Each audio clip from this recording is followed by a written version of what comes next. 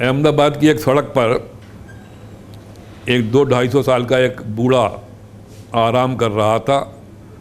उसने अपनी ज़िंदगी में एक सलाह दी थी कि बेवफाई न कर खुदा सूं डर, जग हसाई न कर खुदा सूं डर।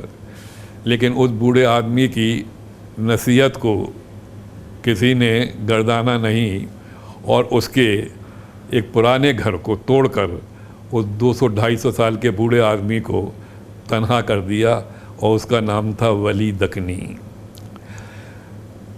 उसकी एक मशहूर गज़ल थी कि जिसे इश्क़ का तीर कारी लगे उसे ज़िंदगी क्यों ना भारी लगे।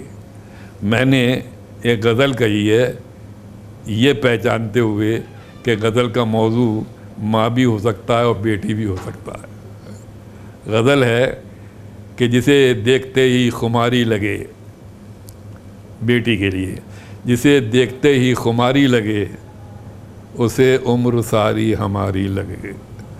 जिसे देखते ही खुमारी लगे उसे उम्र सारी हमारी लगे। उजाला सा है उसके चारों तरफ।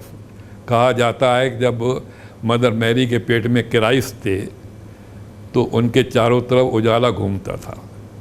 मैंने बेटी के लिए लिखा है कि उजाला सा है उसके चारों तरफ वो नाजुक बदन पाँव भारी लगे।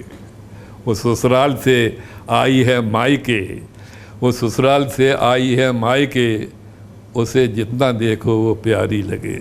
और बेटी से ज़्यादा हसीन शायद दुनिया में कोई नहीं होता।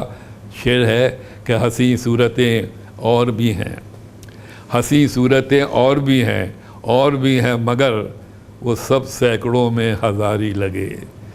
और ओबामा, नवाज़ शरीफ और मोदी साहब तीनों से कहिए कि मुझे अपनी बेटी के लिए पुरसुकून दुनिया की ज़रूरत है।